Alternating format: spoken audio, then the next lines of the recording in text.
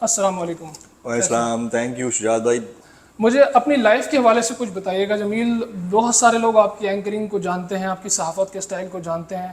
جو نئے لوگ ہیں شاید وہ روڈ شوز اور نیوز اینکرنگ کا نہ جانتے ہوں، لیکن باقی آپ کی نئی جو جس طرح آپ کر رہے ہیں کام اسے جانتے ہیں. آپ کی زندگی کے حوالے سے، فیملی کے حوالے سے بتائیے گا. کون کون آپ کے فیملی میں ہے، کس طرح اپنی زندگی یہاں تک پہنچی؟ پیرنٹس میرے دونوں نہیں تھے بچپن سے ہی. And I was born in a far off area of south Punjab, Rahim Yar Khan میں.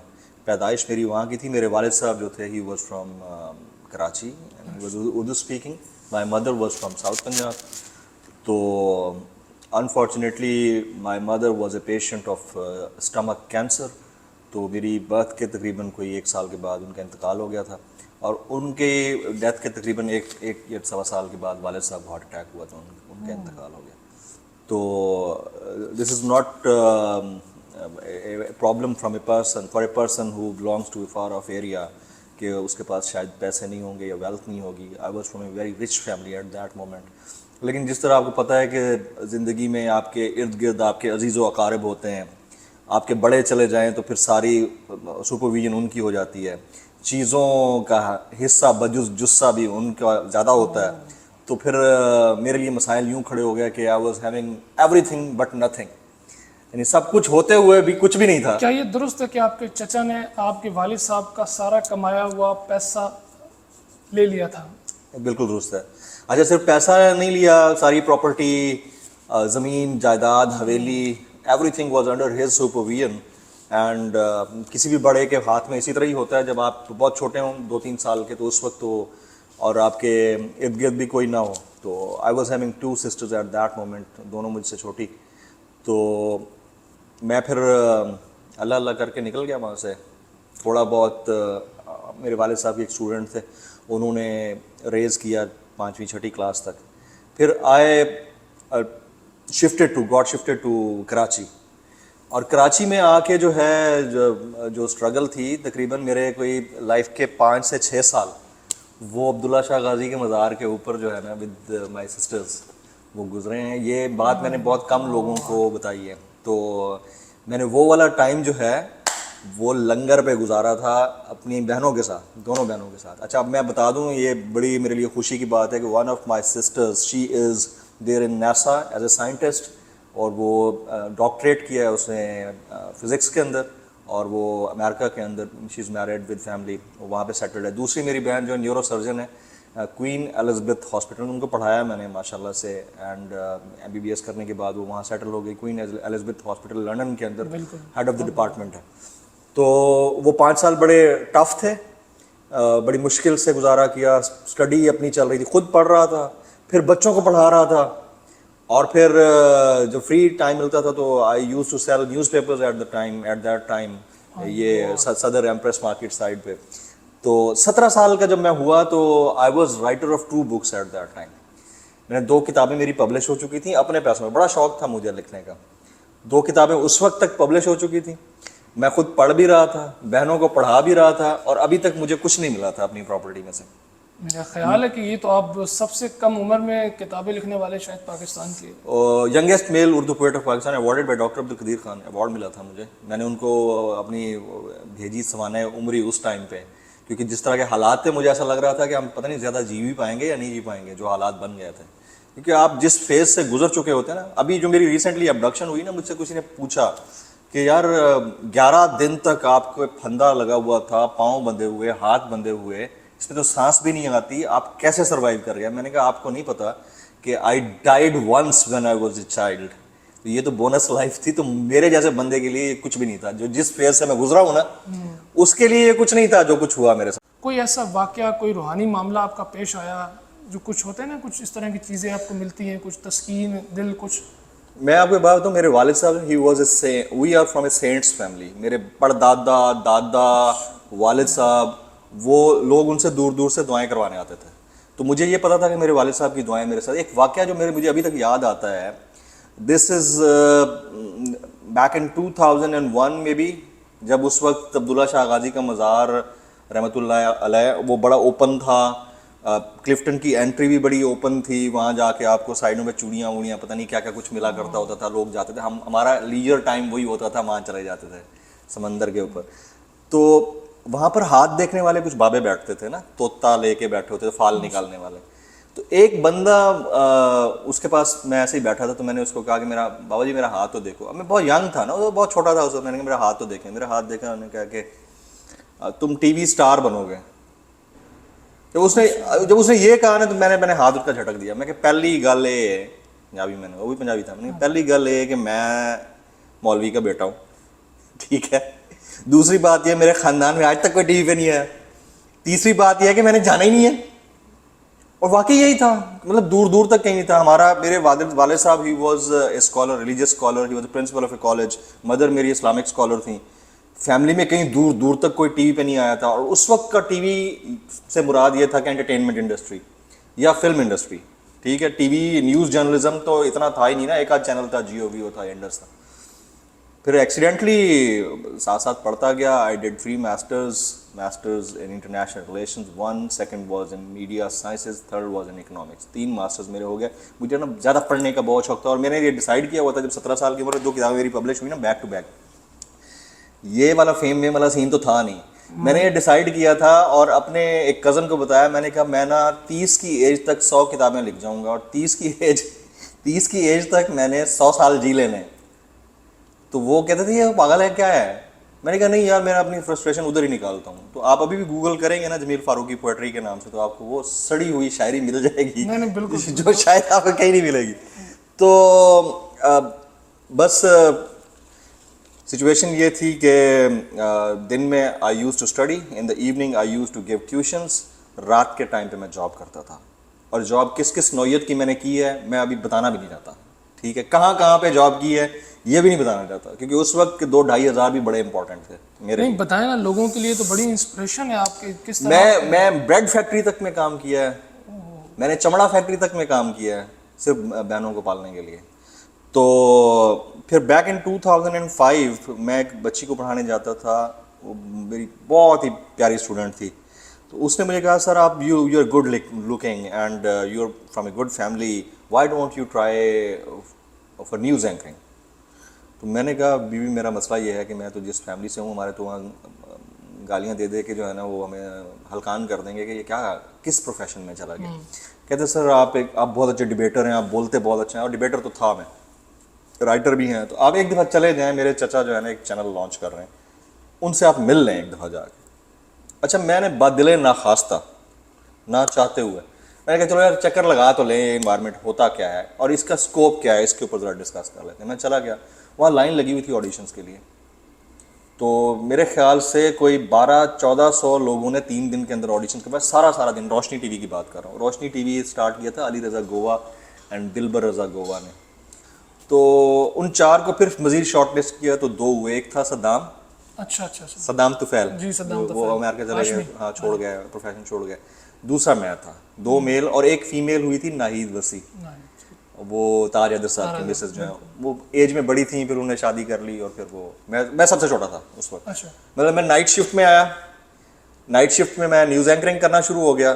بور بڑا کیا مجھے نیوز اینکرنگ نے, کیونکہ میرا وہ کیپیسٹی نہیں تھی. میں تو بولنے والا, زیادہ سے بات کرنے والا, ایگریسو پرسنالٹی کا مالک مجھے بٹھا دیا انہوں نے پرومپٹر کے اوپر. تو خیر وہ سٹارٹ کے لیے بہتر تھا. اور پھر جب اپنی فیملی کے لوگوں نے دیکھنا شروع کیا, ذرا سیٹلائٹ پہ جا رہے ہیں, بینکاک سیٹلائٹ تھا ان کے پاس, پوری دنیا میں جا رہا تھا.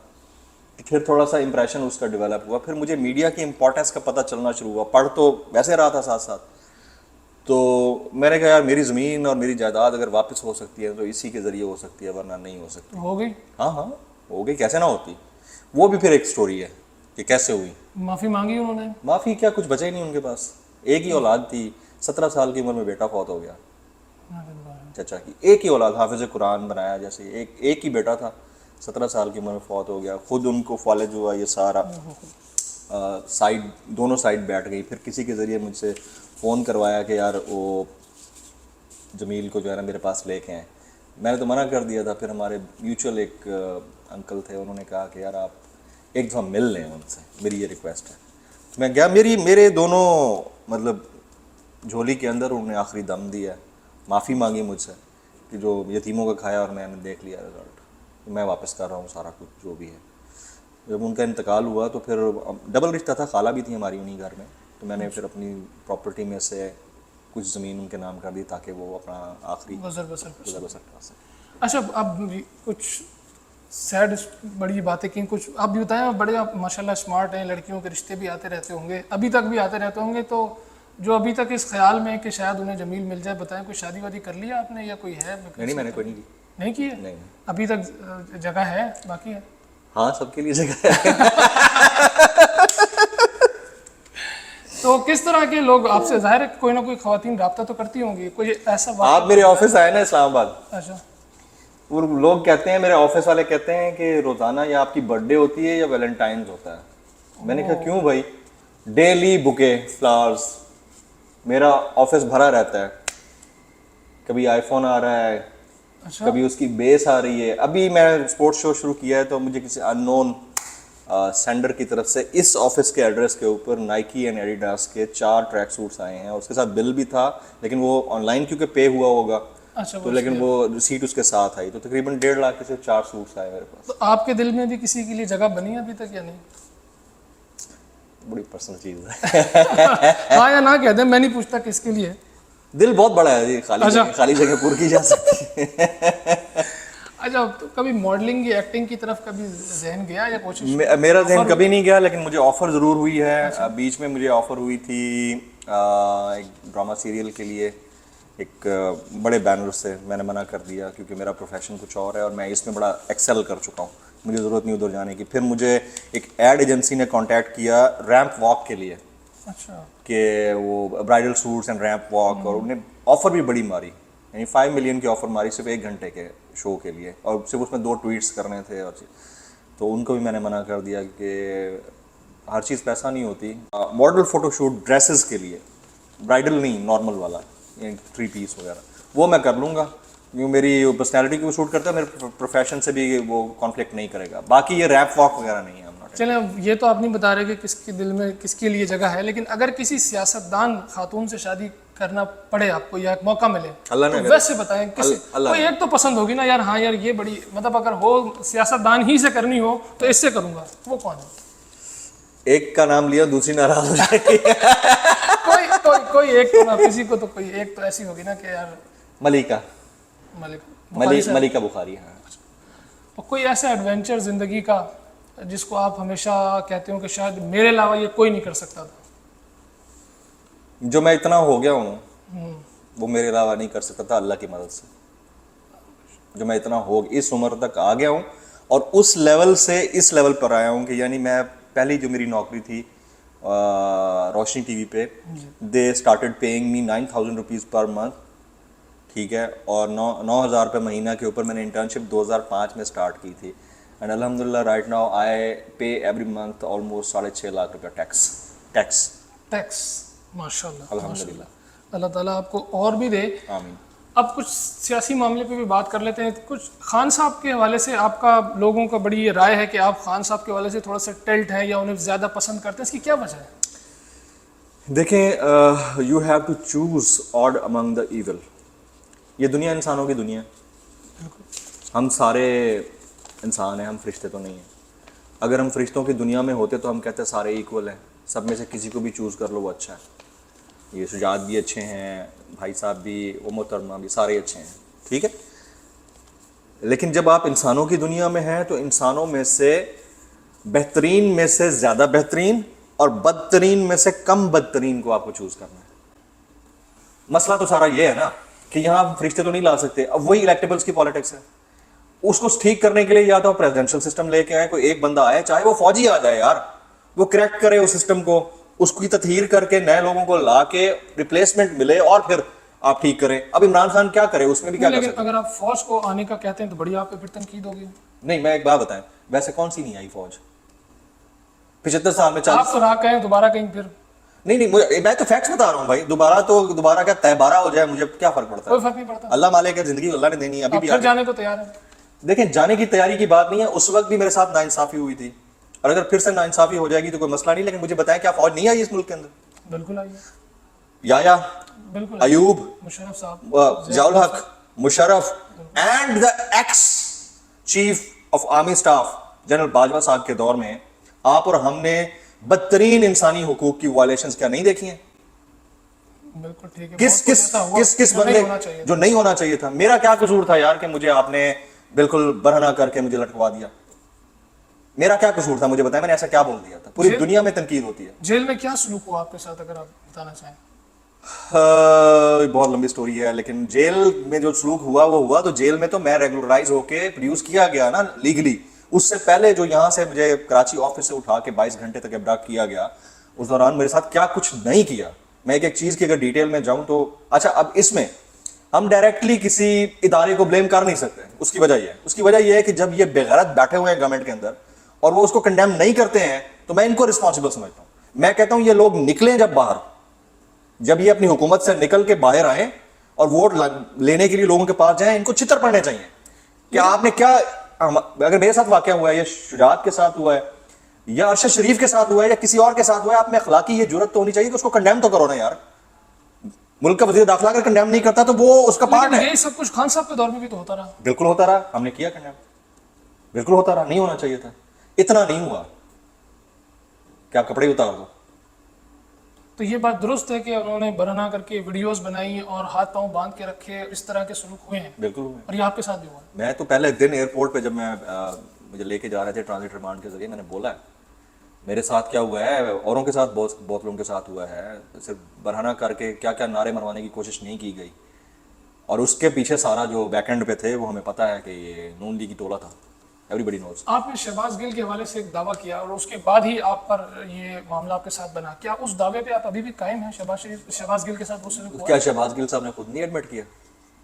उन्होंने कुछ मिलता जुलता किया, लेकिन एग्जैक्ट वो बात उन्होंने उन्होंने खुल के कहा।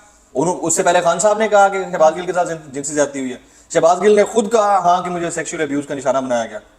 एक दफा नहीं, कई दफा एडमिट किया। शहबाज गिल के साथ जब जहां जहां टॉर्चर हुआ, क्या उन्होंने नहीं माना? जब उसने माना तो मैंने कौन सी? अच्छा मुझको छोड़ दे, मैंने तो 3 दिन बाद व्लॉग किया था जिसके ऊपर मुझे उठाया गया। उससे पहले हामिद मीर ने नेशनल टेलीविजन पर बैठकर ये बोला, नेशनल टेलीविजन के ऊपर एडमिट किया है कि शहबाज गिल के साथ सेक्सुअल अब्यूज हुआ है ड्यूरिंग कस्टडी, लॉकअप के। बात ही खत्म हो गई यार। तो मुझे क्यों फिर पहले हामिद मीर को उठाते? अच्छा, आपने आसमा शिराजी के हवाले से भी, हामिद मीर साहब के हवाले से भी कुछ बातें की हैं, आप अभी भी उन पर कायम हैं? और क्यों की हैं? ये आपको अफसोस है कि नहीं करनी चाहिए?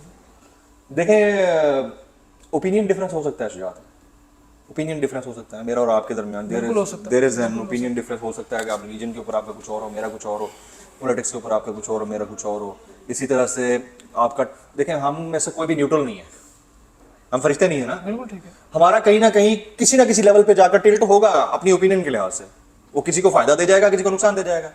तो मेरा इस लेवल के ऊपर तो एग्रीमेंट नहीं है इन दोनों से, क्योंकि मुझे लगता है कि उनका टिल्ट जो है। लेकिन मुर्दाबाद के नारे लगवाना या लगाना, देखें अच्छा, अब मैं आपको एक बात बताऊं कि मुझे जब जेल में टॉर्चर किया जा रहा और मेरे सामने फिर 2 अदद एंकर्स का नाम लिया जा रहा हो मारते हुए, तो मैं कहूं कि इन्होंने मुझे मरवाया?